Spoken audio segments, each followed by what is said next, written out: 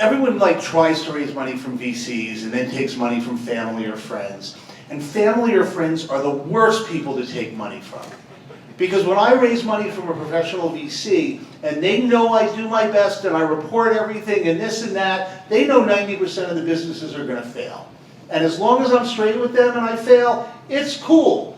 But your uncle, the dentist who puts his retirement fund in, the one time I raised money from friends and family, when it was time to go out of business, I spent an extra 6 months because I didn't want to let them down. And they really needed the money, and I just kept digging and digging and digging. And professionals are used to losing their money. Your grandma isn't, right? Okay, second, incubators and accelerators are great ways to start. Something like Y Combinator, which is the cream of it, they back 160 companies, and they know most of them will fail. But they'll also do things like have standard agreements, like safe notes, that now, because they implemented it, you know, I still talk to investors in New York, they're like, we would never back that. I'm like, you're not going to back any of Y Combinator companies? You're not a good investor.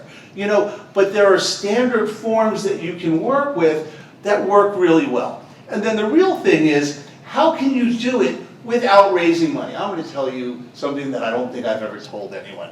What happens is I do conferences, and I have plenty of people come and say, how do I get $50,000 because that's what I need to run a conference? And I remember my first conference. How much do you think I laid down?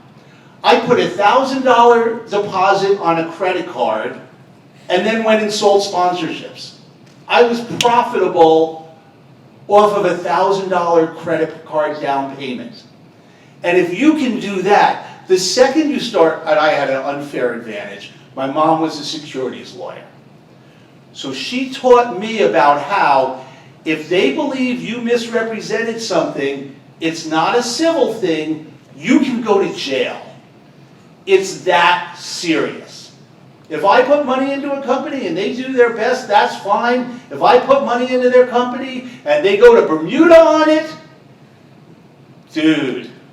So anything you can do to bootstrap it, and the best entrepreneurs, Airbnb, all these folks, they couldn't raise money. And then all of a sudden they figured something out, and then when you start making money and you can use it for expansion. Paul Graham of Y Combinator's got a great essay. Are you default live or default dead? If you don't raise this money, do you have a successful business or are you out of business? Because if you're going to be out of business without an investor's money, they're going to eat your lunch. And if you're going to be a success without them, that's when they throw money at you. So the biggest thing is, how can you make your business in a way where you don't need to raise money and then people will want to give it to you?